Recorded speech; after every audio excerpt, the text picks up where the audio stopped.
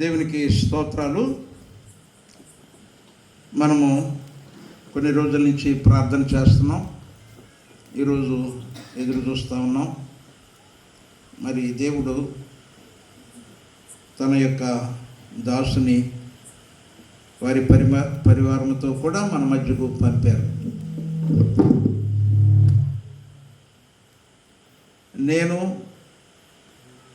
గ్రహించేది ఏమిటి అనంటే, వారు ఇశ్రాయేలు దేశం నుండి, యెరూషలేము నుండి మన మధ్యకు దేవుని యొక్క సువార్తను తీసుకొచ్చారు.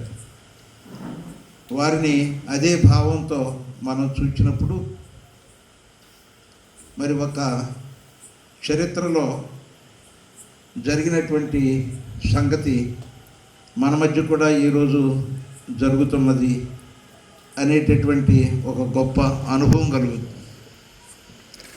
ఆనాడు అపోస్తలులు ఏ సువార్తను తీసుకుని వెళ్ళారో, ఈ దినాన కూడా దైవజనులు జీవరత్నయ్య గారు మన మధ్యకు అదే సువార్తను తీసుకొని వచ్చారు. ఈ సమయంలో మరి వారికి ఈ సమయాన్ని అప్పగిస్తూ ఉన్నాను. ప్రభు వారిని నడిపించిన రీతిగా దేవుని యొక్క వాక్యమును అందించవలసిందిగా ఆహ్వానిస్తూ ఉన్నాను. మనమందరం చప్పట్లు పెట్టి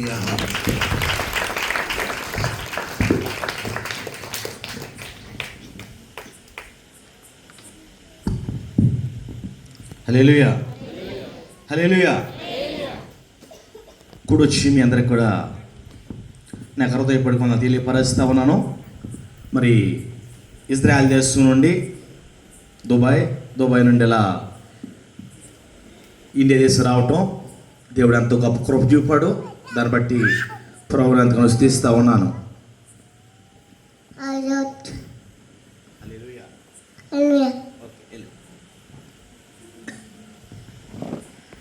నేను మాట్లాడిన తర్వాత బాబు మాట్లాడటం అలా అయిపోయింది, సారీ ఏమనుకోవద్దు. మరి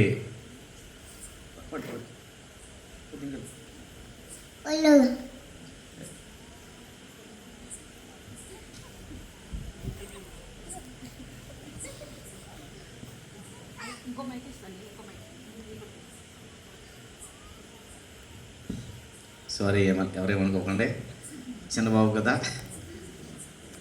ఇజ్రాయెల్లో పుట్టాడు బాబు. 6 నెలలు నాతో ఫుల్ అటాచ్మెంట్ ఉన్నాడు. 6 నెలల నుంచి 6 నెలల తర్వాత గర్భపడిన తర్వాత 6 నెలలు దాటితే ఇజ్రాయెల్ దేశంలో తల్లికి వీసా కట్ అయిపోతాయి. ఆ కారణాన్ని బట్టి మా బాబుని నేనే ఫ్లైట్లో తీసుకురావటం, తర్వాత ఆ బాబు నాకు బాగా అటాచ్మెంట్ ఉంటుంది అన్నమాట. నేను తీసుకొచ్చాను, మళ్ళీ బర్త్డేకి వచ్చాను, మళ్ళీ వచ్చాను. నా క్యాంప్ అంతా కూడా 6 నెలలకి అయిపోతుంది. దేవునికి స్తోత్రం. అయితే ఈ సమయం వచ్చిన దావీదు దేవునికి, మరి ముఖ్యంగా సేవకులు డానియేల్ ఎజ్రా గారికి, అదేవిధంగా ఝాన్సీ కుమారమ్మ గారికి, అదేవిధంగా జాన్ విక్రమ్ రాజ్ గారికి, ఒలి పద్మ, మరి మీకు అందరికీ నా హృదయపూర్వక మనం తెలియపరుస్తున్నాను. మరి వారి బిడ్డల్ని, వారి సంఘాన్ని దేవుడు దీవించి ఆశీర్వదించిన గాక. ఆమేన్. మరి సమయం చెప్పలేదు. మరి 8:30 అయింది అమ్మా. అయ్యగారు సమయం చెప్పలేదు, మరి మీరే చెప్తారా? మీ మొక్కలు చూస్తే మరి ఆకలి హేస్తుందేమో అట్టుకొని చూస్తున్నాను నేను. ఏ పర్లేదు కదా, ఒక 40 నిమిషాలు మాట్లాడుకుందాం, ఓకేనా? ఈ 40 నిమిషాల్లో మరి యెరూషలేము వెళ్ళడానికి దేవుడు నాకు ఎటువంటి కృప చూపాడు, నా యొక్క వ్యక్తిగత సాక్ష్యాన్ని పంచుకోవడానికి కూడా ఇష్టపడుతూ ఉన్నాను. హల్లెలూయా.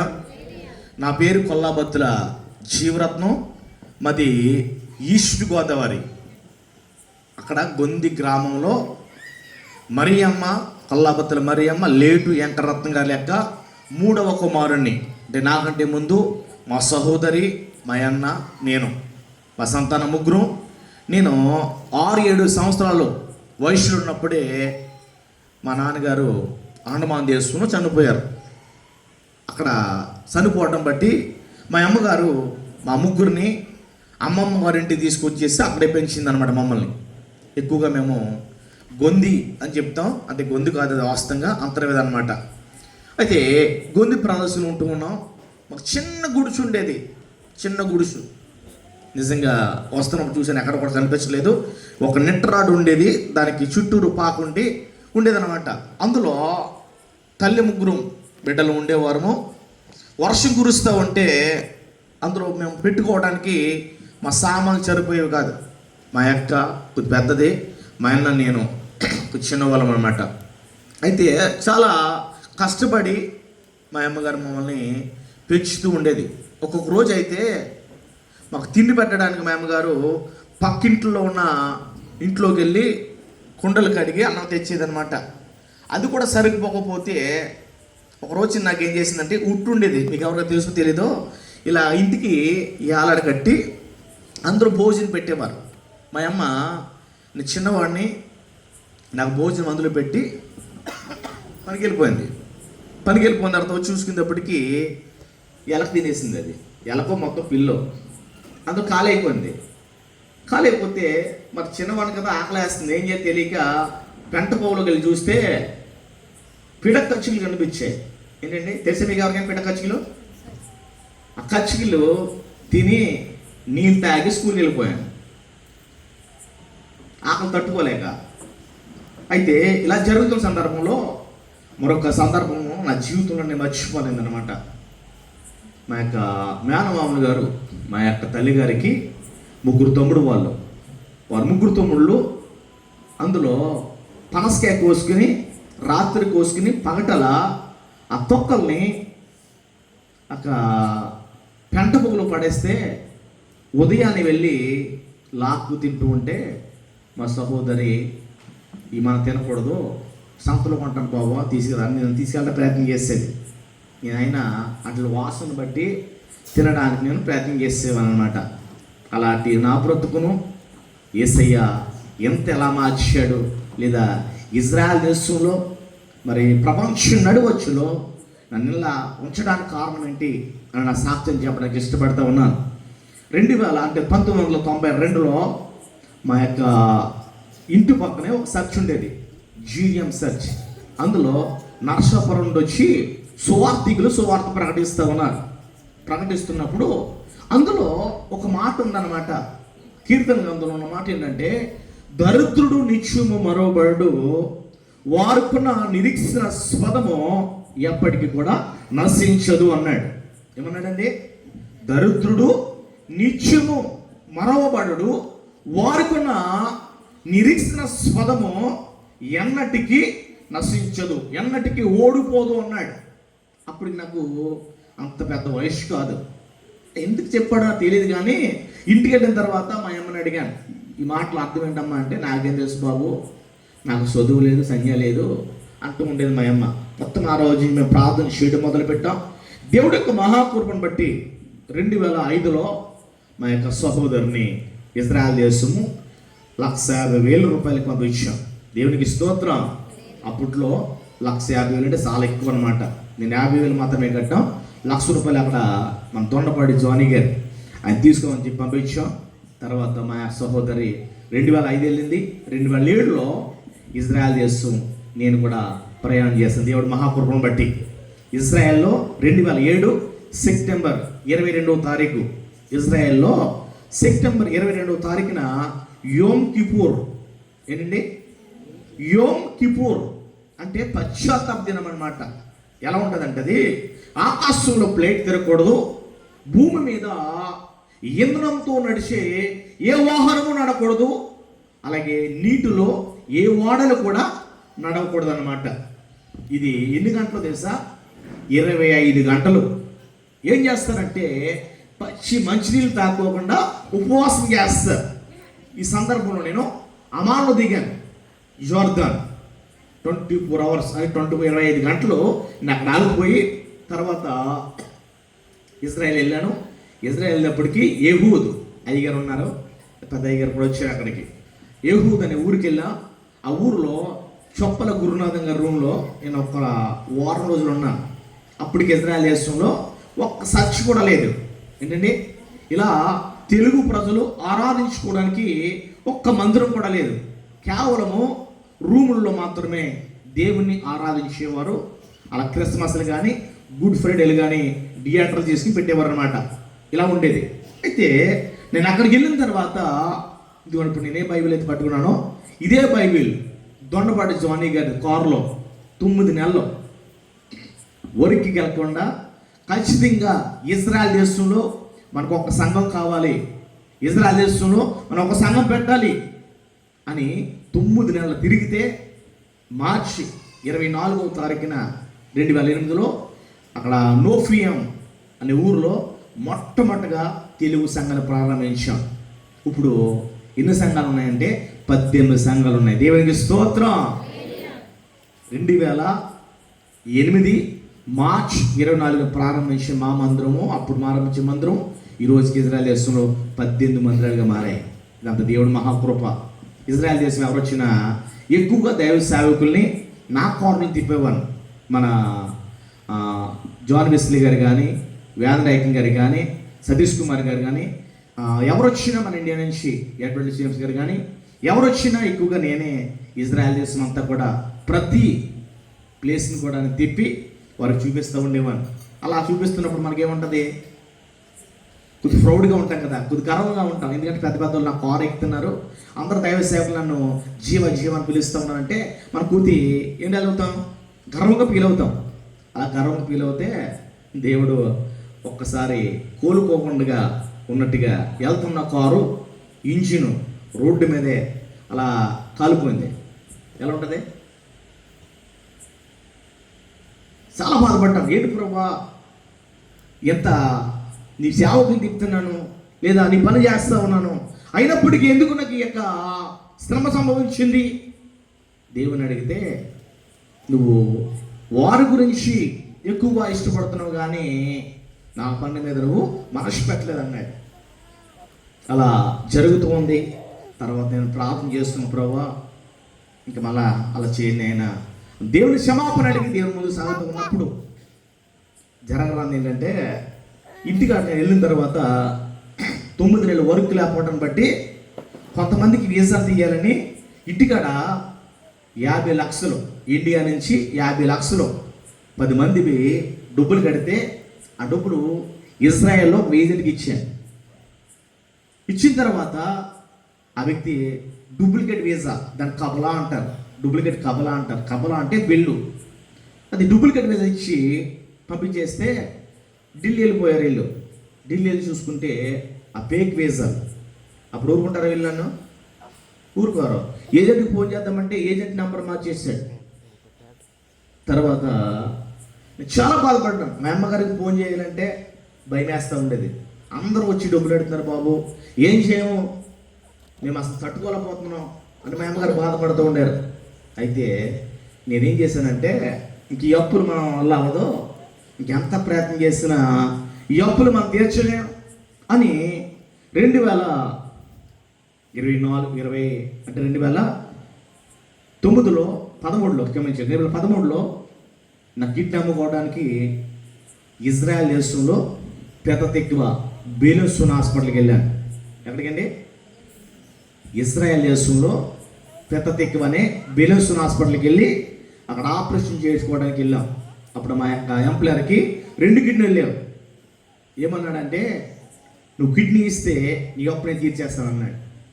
వెంటనే నేను ఏం చేశాను తెలుసా, వెంటనే నేను ఇంకెవరితో కూడా మాట్లాడాల, ఎవరికి చెప్పలే, మా అమ్మకి కానీ మా అక్క కానీ మా పిల్లలు కానీ ఎవ్వరికి తెలియదు. వెళ్ళిపోయాను. బెలూసూన్ హాస్పిటల్లో 9:45 నిమిషాలకి మమ్మల్ని ఇద్దరిని కూడా ఏమంటే ఆపరేషన్ రూమ్ తీసుకెళ్లారు. పక్క పక్కనే 2 బెడ్లు వేశారు. 2 బెడ్లు వేసి అవతల పక్కన ఇతను, ఇటు పక్కన నేనున్నాం. ఉన్న సందర్భంలో కిడ్నీ ఇంకా ఆపరేషన్ చేయడానికి చాలా దగ్గరగా ఉన్నారు. అయితే అందులో ఆపరేషన్కి వెళ్ళినప్పుడు ఎలా ఉంటుంది మనిషికి, ఎలా ఉంటుంది, కొద్ది కంగారు వచ్చి బీపీ రేజ్ అవుతుంది. నాకైతే అసలు వాస్తవంగా కంగారు రావట్లా, సంతోషం వస్తూ ఉంది. ఎందుకంటే 1 యూదుడికి నా కిడ్నీ ఇస్తున్నాను, 2 నా అప్పులు తీరిపోతున్నాయి. ఏంటండి, యూదుడికి నా కిడ్నీ ఇస్తున్నాను, 2 నా అప్పులు తీరిపోతున్నాయని సంతోషపడుతున్న సందర్భంలో వెంటనే ఇక్కడ కిడ్నీ పెట్టడానికి చెక్ చేసి ఆ యొక్క నర్సు ఉంటుంది కదా, వచ్చి వెంటనే ఐఎమ్ శ్రేఖ అని లో ఆశిస్తుండేవారు అంది. అంటే అర్థం ఏంటంటే, నన్ను క్షమించండి, ఇప్పుడు నేను ఆపరేషన్ చేయలేను, ఎందుకంటే ఇక్కడ ఆపరేషన్కి ఎవరైతే కిడ్నీ నువ్వు ట్రాన్స్పోర్ట్ చేస్తున్నావో ఆ వ్యక్తికి కిడ్నీ పెట్టడానికి 8 సంవత్సరాల పాటు నుంచి కిడ్నీ లేని సందర్భంగా ఫంగస్ పట్టేసింది, ఫంగస్ పట్టేసింది. మేము ఏ కిడ్నీ పెట్టినా వెంటనే పేలిపోద్దాం. అప్పుడు ఏమనిపిస్తుంది మనసుకి? చెప్పండమ్మా. ఇప్పుడు అయ్యగారు మీకు పలవ ఉంటారు కదా, భోజనం పెట్టి ప్లేట్ లాగేసుకుంటే ఎలా ఉంటుంది? చేయగలుగుతున్న తర్వాత బాధ అనిపిస్తుందా? అలాగే నాకు చాలా బాధ అనిపించింది. ఏంటి చేతి కాడకు అందింది, నువ్వు ఎలాగేమలేవు, ఇచ్చిన తీసుకోలేకపోతున్నావు, ఏంటి ప్రభా అని తిట్టుకున్నాను. చాలా భయంకరంగా దేవుడు దూషించుకుంటే ఇంటికి వెళ్ళిన తర్వాత మళ్ళా నేను ప్రార్థన చేయడం మొదలుపెట్టాను. అదే రోజున అమెరికా నుంచి నున్న సుదర్శన్ దగ్గర ఒక ఆయన, అలాగే విజయవాడ నుండి ఒక సేవకులు, లండన్ నుండి ఒక సహోదరి జోడా సుజాన్ అని, 3 మా రూమ్లో ఉన్నారు. ఉంటే నేను అడిగాను, ఇలా నేను వెళ్ళి ప్రార్థన చేసినా దేవుని పని కరెక్ట్గా జరగట్లా, ఏంటో దేవుని చేసి మాట్లాడుతుంటే ఆ సహోదరం అన్నది, నేను నీ కొరకు ప్రార్థన చేస్తాను, ఉపవాసం ప్రార్థన చేస్తాను, నువ్వు కూడా ఉపవాసం ప్రార్థన చేయముంది. నా జీవితంలో నేను ఎప్పుడు కూడా మోకరించి 2 గంటలన్నర ఎప్పుడు నేను ప్రార్థన చేసేవాడిని. ఎలాగంటే 10 నిమిషాలు, ఒక 5 నిమిషాలు ఏదో నామకార్థంగా ప్రార్థన చేస్తూ ఉండేవాడిని. అయితే ఆ రోజుని 2 కూడా ఉపవాసం చేసి ప్రార్థన చేస్తామన్నాం. వెంటనే ఆ సహోదరు వాడు దేవుడు మాట్లాడించాడు, నువ్వు బ్రతుకుతున్నావు కానీ నువ్వు మృతుడివే అన్నది. ఎలా అనిపిస్తుంది మనకి మాట? నువ్వు బ్రతుకుతున్నావు కానీ నువ్వు మృతుడివే అంటూ ఉంటే ఏంటి ఇలా ఇట్లా ప్రవచిస్తుంది? ఇవిడ నేను ఎగ్జాక్ట్గా బాగున్నాను అనుభూతి ఏంటి అనుకున్నా. తర్వాత నా రూమ్లోకి వచ్చి నేను ప్రార్థన చేసుకుంటూ మొదలుపెట్టాను. ప్రభువా, ఇంతవరకు నా ప్రయత్నం చేశాను, ఇంతవరకు నాకు కావాలనుకునే దానికోసం నేను ప్రయాసపడ్డాను, నా జీవితాన్ని నిజంగా నీకు సమర్పిస్తా, నువ్వు నాతో మాట్లాడాలి, నిజంగా నీతో నేను ఉంటానయ్యా అని అడిగినప్పుడు దేవుడు తన మెల్లని స్వరాన్ని పరిశుద్ధాత్మ ద్వారా దేవుడు నాతో మాట్లాడాడు. నువ్వు లేచి నా పని చేయి, నీ పని చేస్తానని. మరి అసలు నాకు బైబిల్ చదవడం రాదు, బేసిక్ కూడా నాకు తెలియదు. అయితే నేను దేవుని పని చేస్తే ఎవడింటాడు అంటే, అప్పుడు జకరియా గ్రంథం 18లో ఏల వేసి నేను పిలుచుకొస్తాను అన్నాడు. అప్పుడు వరకు బైబిల్లో ఏల ఉంటుందన్నమాట నాకు తెలీదు. అప్పుడు ఏల వేసి నేను పిలుచుకొస్తాను అన్నాడు. అప్పుడు దేవుని యొక్క మహాకృపను బట్టి మరి ఎక్కడ పెట్టాలి మందిరం, ఆ మందిరానికి పేరేంటి అని అడిగినప్పుడు ఇటువంటి పులిపీట మీద ఇక్కడ రెడ్ క్రాస్తో సింబల్ వేసి రెడ్ కార్పెట్ వేసి ఇలాగా ఇక్కడ నేను నిలబడి వాకింగ్ చెప్తున్నట్టుగా దేవుడు దర్శనం చూపించాడు. ఇది కలలో కాదు, ప్రార్థన చేసుకుంటుంటే చూపించాడు. మరి ఇజ్రాయేల్స్లో ఒక రూమ్ తీసుకోవాలంటే ఖచ్చితంగా జూయిష్ పీపుల్కి చెక్కు కానీ లేదా గ్యారంటీ కానీ ఉండాలి. మరి ఏది లేకుండా మనకి రూమ్ ఎవరు? అయితే నేను ఆదివారం మధ్యాహ్నం పెద్ద తిక్కువలో ప్రతి ఏజెన్సీకి వెళ్ళి అడిగాను, నేను దేవుడు మందిరం పెట్టాలి, ఒక స్థలం కావాలని అడిగితే అక్కడ ఎవడు ఇవ్వలేదు. ఎంతో బాధపడి దుఃఖంతో తిరిగి వచ్చేస్తున్నాను. ఇంకా నడుచుకుంటూ వెళ్ళాను. ఇలా నడుచుకుంటూ వచ్చేస్తా ఉంటే ఒక పక్కని ఇథియోపియా దేశముడు ఒక బడ్డీ కుట్ల పెట్టుకుని అందులో నుంచి ఫోన్ మాట్లాడుకుని బయటకు వచ్చాడు. వస్తానుగానే నన్ను చూచి ఇథియోపియా వాడు ఆ కితర్ కహే అని అడిగాడు. ఏమన్నాడండి? మీరు ఎక్కడ వారు అని అడిగాడు. ఆడ అడిగిన మాటకి మనం ఏమడుగుతాం? ఈ మనోడే కాబోలు హిందీ మాట్లాడుతున్నాడు అనుకుని నేనేమనంటే ఆప్ కిదర్ కా హై అంటే అడనని ఎథియోపియా అన్నాడు. నాకు ఇంకా మాట్లాడాలా. ఫస్ట్ మాట ఏమో నువ్వెక్కడో నుంచి వచ్చావని అడిగాడు. ఆడు ఇండివాడు అనుకుని నేనేమన్నా అంటే నువ్వెక్కడో అని అడిగాను. ఇథియోపియా అన్నాడు. వెంటనే ఇంక నేను మాట్లాడటానికి ఇంకా రెండో మాట రాలా. అప్పుడు నేను అన్నాను స్లోగా, మరి హిందీ ఎలా నేర్చుకున్నావు అని అడిగాను. ఆడేమన్నాడంటే షారూఖ్ ఖాన్ సినిమా చూసి హిందీ నేర్చుకున్నాను అన్నాడు. ఎవరి సినిమా చూసండి? షారూఖ్ ఖాన్ చూసి హిందీ నేర్చుకున్నాడు అంట. సరే ఈ మ్యాటర్ పక్కన పెట్టండి.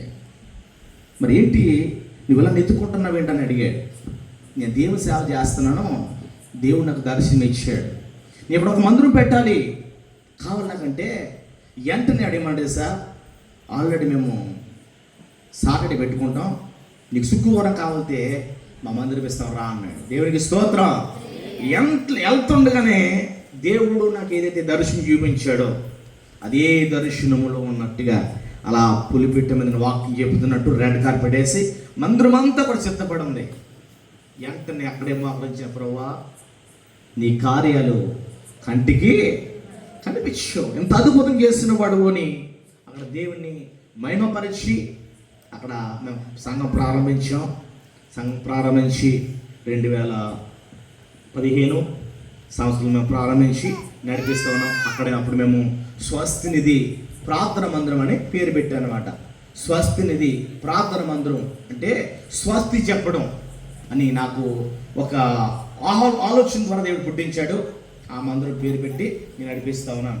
నేను ఎక్కడో మూలని లేదా ఎక్కడో చిన్న గుడిసును రాబట్టుకును దేవుడు ప్రపంచంలో అనేక మందికి సువార్త పడడానికి ఒక భాగ్యం ఇచ్చాడు. 2022లో టర్కీ దేశం వెళ్ళాను. టర్కీ దేశం వెళ్తున్నప్పుడు టర్కీలో ఈ వీసా, అది మామూలుగా ఎయిర్పోర్ట్లో ఇస్తారు. ఈ వీసా తీసుకుని వెళ్ళాను. వెళ్తే ఎయిర్పోర్ట్లో నన్ను బయటకు పంపుకోకుండా వెంటనే మళ్ళా రిటర్న్ వచ్చి ఇంకో ప్లేట్ ఉందో ఆ ప్లేట్కి పంపించేశారు. ఏంటి నాకు ఇలా జరిగింది, నేను ఎప్పుడు చేసిన పని అవ్వదు ఏంటనుకుని దేవుడు మళ్ళీ అడిగితే వాళ్ళు అడిగాను ఏంటి ప్రాసెస్ అంటే వీసా మీరు ఈ దేశంలో ఉండగానే తీసుకుని వెళ్ళాలి, నువ్వు ఇండియావాడు కదా అన్నాడు. అప్పుడు నేను మళ్ళీ వీసా ట్రై చేశాను. టర్కీ వెళ్ళాను. ప్రకటన గ్రంథం ఉన్న 7 సంఘాలు చూసి అక్కడ సువార్త ప్రకటించి వచ్చాను. తర్వాత మళ్ళీ నేను 2023లో మా బాబు ఉన్నాడు కదండి, నాకు సాక్షి చెప్పడం వచ్చాను. 2010లో నాకు దేవుడు ఒక వాగ్దానం ఇచ్చాడు, నీ సంతానాన్ని ఈ దేశం మీద విస్తరింపజేస్తానన్నాడు. ఎప్పుడు? 2010. ఈ బాబేమో 2023లో పుట్టాడు. అక్కడ భార్య ఉంటే భర్త ఉండకూడదు, భర్త ఉంటే చెప్పండి అమ్మా భార్య కుదరదు. మరి ఇరువురు లేకుండా బిడ్డలు పుడతారు తెలుసా మీకు? ఇజ్రాయెల్ దేశంలో ఎవరైనా ఉంటే సింగిల్గా ఒకలే ఉండాలి, ఫ్యామిలీ ఉండకూడదు. ఫ్యామిలీ ఉండాలనుకుంటే దొంగ పాస్పోర్ట్ ఉండాలి. ఒరిజినల్ పాస్పోర్ట్ ఉందా భార్య మాత్రం ఉంటారు వీల్లేదు. అది దేవుడు మహాకృపను బట్టి నా భార్య ఇంటి పేరు మీదే వాళ్ళ అమ్మగారి ఇంటి పేరు మీద వచ్చింది. 2023లో మా యొక్క భార్య కేవలము ప్రార్థన వల్ల ఏ హాస్పిటల్ మేము వెళ్ళలేదు, ఎక్కడికి వెళ్ళా. బాబు అరిగేల రత్నం గర్భంలో ఉండగానే బాబు పాప తేలికుండా ఉండగానే మేము పేరు పెట్టాం అరిగేల రత్నం అని. ఆ పేరు తగినట్టుగానే దేవుడు స్కానింగ్లో 5వ నెలలో మాకు చూపించాడు, బాబు అని చూపించారు. అప్పుడు ఇంకా మేము దృఢంగా నమ్మాం. తర్వాత బాబుని విడుదల చేస్తూనే మేము ఎక్కడైతే యేసుప్రభు వారికి సున్నతి చేశారో, ఏ దేశం వారైతే సున్నతి చేశారో బిత్బరా అక్కడ నుండి మేము తీసుకొచ్చి వారి మా అబ్బాయి కూడా సున్నతి చేయించాం. 2000 తర్వాత 6 నెలలు తీసుకొచ్చామన్నమాట. ఇది నా యొక్క సాక్ష్యము. అప్పుడు నేను మళ్ళీ అక్కడ బాబు గర్భంలో పడిన తర్వాతే నేను అమెరికా దేశం వెళ్ళాను. అమెరికా దేశంలో కూడా ఒక సంఘంలో నేను మాట్లాడాను. 2033 దాకా నేను ఎప్పుడైనా అమెరికా వెళ్ళవచ్చు, అంత గొప్ప భాగ్యం దేవునికి అనుగ్రహించాడు. మరి దుబాయ్లో కూడా నేను పరిచయం చేయవచ్చాను నా సంఘం కొరకు. అదేవిధంగా నాకు 2 బిడ్డలు, 2 బాబులు, ఒక పాప, మా మిస్సెస్ గారని మీ ఇద్దరు కూడా దేవుడి పరిచయంలోనే ఇజ్రాయెల్ దేశంలో ఉంటున్నాం. ఆవిడ జస్ట్ 3 డేస్ అవుతుంది వచ్చి. నేనైతే మరి 5వ తారీఖున మళ్ళీ తిరిగి ప్రయాణం చేసి ఇజ్రాయెల్ దేశం వెళ్ళబోతున్నాను. మరి నా కుటుంబం కొరకు, నా యొక్క సంఘం కొరకు మీరు అందరూ వ్యక్తిగత ప్రార్థన జ్ఞాపకం చేసుకోండి. దేవుడి చిన్న సాక్షి దీవించిన గాక. ఆమేన్. అర్థమైందా అందరికనే? ఆమె వెనకాలకి వినపడుతున్నాయా? ఆమె వెనకాల ఓకే.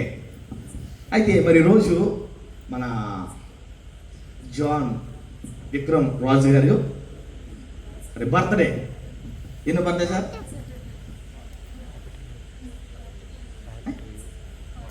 48. ఓకే, మరి 47 కంప్లీట్ అయ్యి 48 వచ్చిందండి. ఓకే, మరి అయ్య గారికి 47 సంవత్సరాలు దేవుడు కాచి కాపాడి 48వ మరి దయాకిరీటం దేవుడు అనుగ్రహించాడు. మరి ఈ యొక్క 47 సంవత్సరాలు ఆయన తన ప్రణాళికలో కాచి కాపాడి 48వ బర్త్డే జరుపుకునే గొప్ప భాగ్యం దేవుడు ఆయనకి అనుగ్రహించాడు. దాన్ని బట్టి నేను అంతగానో ప్రవచిస్తున్నాను. మరొకసారి happy birthday to you sir. My God bless you. దేవుడు మిమ్మల్ని, మీ కుటుంబాలను, మీ పరిచయను బహుగా దీవించిన గాక. ఆమేన్. అయితే మరి దేవుని కొరకు మనం ప్రయాసపడితే, లేదా దేవుని పనులు మనం నమ్మకంగా ఉంటే మనం కలిగే ఆశీర్వాదం ఏంటో ఈరోజు కొన్ని మాటలు చెప్తాను. మరి నేను సాక్ష్యం ఎక్కువసేపు అయిపోయింది. మరి ఇంకా మెసేజ్కి ఎంత టైం ఉంటుందో తెలీదు. నేను మీకు అన్నట్టుగానే 9:30కే ముగిస్తాను. ఎంత ఇష్టమైన సరే అయిపోయింది. టైం ఉందండి, ఇంకా ఉంటుంది కదా. ఓకే, సరే, త్వరగా చెప్పడానికి ఇష్టపడతాను. అపోస్తలుడైన పౌలు కొలస్సీయులకు రాసిన పత్రిక 1వ అధ్యాయం అక్కడ 3వ వచనం చదువుకుందాం. అందరూ కూడా పరిశుద్ధ గ్రంథాలు తెరలి అపోస్తలుడైన పౌలు కొలస్సీయులకు రాసిన పత్రిక 1వ అధ్యాయం 3వ వచనంలో రాయబడిన మాట చూడండి. ఇక్కడ ఏంటంటే మన అంశం ఉంటుంది తెలుసా? పరలోకమందు మీ కొరకు ఏమున్నవి. ఏంటంటే మన అంశం ఏంటి? పరలోకమందు మీ కొరకు ఏమి ఉన్నవి. పరలోకంలో మనకి ఏమున్నాయో తెలుసుకోవాలంటే భూమి మీద దేవుని కొరకు నమ్మకంగా పనిచేస్తున్న వాడికి మాత్రమే. ఎవరైతే దేవుని కొరకు నమ్మకంగా ప్రయాసపడతామో, నమ్మకంగా ఎవరైతే జీవిస్తారో వారికి ఏముంది అంటే పరలోకంలో ఏముందో ఈరోజు మీకు వేడిసారి చెప్తాను. ఇక్కడ సేవకుడు మరి ఆయన ప్రయాసపడుతూ ఉన్నారు. మరి అయ్య గారికి సాక్ష్యం విన్నాను. మరి నిజంగా ఆయన రైల్వేలో పోస్ట్ జాబ్లో చేస్తూ రిటైర్మెంట్ తీసుకుని పరిచయం నిలబెట్టమంటే చిన్న విషయం కాదు. ఈ రోజుల్లో సేవకులు ఎలా ఉన్నారయ్యా అంటే నిజంగా ఆశ్చర్యం అనిపిస్తూ ఉంది. మీ ఇంటికి వస్తే ఏమిస్తావు, మా ఇంటికి వస్తే ఏం చేస్తావు అన్నట్టుగా ఉన్నారు. మరి సేవకుడు ఉన్నతమైన ఉద్యోగాన్ని విడిచిపెట్టుకుని దేవుడి సేవలోకి వచ్చాడు అంటే ఆ ప్రతిఫలము ఖచ్చితంగా పరలోక రాజ్యంలో ఉంటుంది. దేవుడికి స్తోత్రం. గట్టిగా చెప్పండమ్మా. ఈ సేవకుడు దీవించబడితే, సంఘంలో సేవకుడు దీవించబడితే ఆ సంఘం అంతా ఇప్పటికీ కూడా దీవించబడతా ఉంటుంది. సంఘంలో సేవకుడు బాగా కట్టుకున్నాడు, మాకేంటి అనుకున్నారనుకో, ఎప్పుడు మీరు ఎదగలేరు. ఖచ్చితంగా చెప్తున్నాను. సేవకుడు కొరకు సేవకుడు పెట్టే స్థాయిలో మనకుంటే మన కుటుంబాలన్నీ కూడా సమృద్ధిగా దీవించబడతాయి. చాలా మంది ఇది అనుకుంటారు, నీ కానుక వేస్తే బాగుపడిపోతాడేమో. అందుకే వేస్తే ఒకసారి హామాన్ యూదులందరిని చంపేద్దాం అనుకున్నాడు. అక్కడ మొర్దెకై రాజు గుమ్మం కాడ బూడిద వేసుకుని బూడిదకు వచ్చి గోనెపట్ట కట్టుకుని ఉంటాడు. వెంటనే రాణి అని ఇస్తే ఏం చేస్తుంటే, అయ్యో రాజు గుమ్మం కాడ ఎవడు వల్ల కూర్చోకూడదు, ఇంకో నేను వస్త్రాలు పంపుతున్నాను వేసుకో అని పంపితే ఒక మాట చెప్తాడు, ఎలా నువ్వు రాజు యొక్క రాణిగా ఉన్నావు, నువ్వు తప్పించుకుంటావేమో, దేవుడు సహాయము ఎలాగైనా సరే యూదులకు వస్తుంది, దేవుని బిడ్డలకి దేవుని సహాయము ఏ రకంగా వస్తుంది. కానీ నువ్వు ఏ స్థితిలో ఉండడానికి దేవుడే కారణం కనుక ఒకసారి జ్ఞాపం చేసుకో అని చెప్పి పంపుతాడు. ఎందుకంటే మాట చెప్పిన తెలుసా, దేవుని బిడ్డల్ని దేవుడే పోషించుకుంటాడు. మీరు ఇచ్చినా ఇవ్వకపోయినా గెలిచే చేతిగా మీరుంటే, ఆ కుటుంబంలో మీరుంటే ఆ ఆశీర్వాదం మీకు కూడా అందుపడతా ఉంది. దేవునికి స్తోత్రం. సరే, నా వాక్యం చెప్తాను చూడండి. కొలస్సీయుల మొదటి పత్రిక తీసారా? 1వ అధ్యాయం 3వ వచనం చదువుకున్న తర్వాత ప్రార్థన చేసుకుందాం. చూడండి. పరలోకమందు మీ కొరకు ఉంచబడిన నిరీక్షణను బట్టి క్రీస్తు యేసునందు మీకు కలిగిన విశ్వాసం గూర్చి పరిశుద్ధులందరి మీద మీకున్న ప్రేమను గూర్చి మేము విన్నప్పుడు మేము నిమిత్తం ప్రార్థన చేయొచ్చు. మన ప్రభువు యేసు క్రీస్తు యొక్క తండ్రి అయిన దేవునికి చిన్న ప్రార్థన. మమ్మల్ని మిక్కిలిగా ప్రేమించిన మా ప్రియమైన పరలోకపు తండ్రి, నీ నామానికి స్తోత్రాలు చెల్లిస్తా ఉన్నానయ్యా. అల్పుడును అయోగ్యుడును నేను ఈ రాత్రి సమయంలో నీ పక్షంగా నిలబడుతుండగా నేను మాట్లాడితే ఎవరికి ప్రయోజనం కాదు, నా మాట ఎవరిని కూడా ఆకర్షించదు. కేనకు బోరుగా వాడుకుని నా నోటికి నోరేయండి, నాతోనూ మా అందరితో కూడా మాట్లాడమని ఈ రాత్రి ఈ చిన్న ప్రతిభ తెచ్చమని యేసు నామమున అడుగుచున్నాం తండ్రి, ఆమేన్. చూడండి, మన అంశం ఏం చెప్పాను నేను? గట్టిగా చెప్పాలి. మీరు చెప్తున్న మాట మీ పక్కన కూడా పట్ల ఏం రాయబడిందంటే, పరలోకమందు మీ కొరకు ఏమి సిద్ధపడి చేయబడింది అంటే, మొట్టమొదటిది దేవుని కొరకు ప్రయాసపడి దేవుని కొరకు నమ్మకంగా కష్టపడితే ఒక నిరీక్షణ ఉంటది. ఏముంటదండి? ఒక నిరీక్షణ ఉంటది. ఏంటంటే, పరలోకమందు మీ కొరకు ఉంచబడిన, ఏముంది అక్కడ? నిరీక్షణ బట్టి అన్నాడు. ఏంటి నిరీక్షణ? ఇప్పుడు మనకి ఇక్కడ ఉన్నాం అనుకోండి, భూమి మీద ఏదో ఒక బాధ ఉండొచ్చు, ఏదో ఒక సమస్య ఉండొచ్చు, కానీ ఆయన రాజ్యంలో మనకుంటే ఒక నిరీక్షణ ఉంటుంది. ఆయనతో మేము ఉన్నాం, ఆయనతో మేము సహవాసంలో ఉన్నాం అనే ఒక గొప్ప నిరీక్షణ కలిగి ఉంటాం. ఇది కలిగి ఉండాలంటే భూమి మీద దేవుని కొరకు నమ్మకంగా మనం పని చేయాలి. నమ్మకం అంటే ఎలాగో తెలుసా?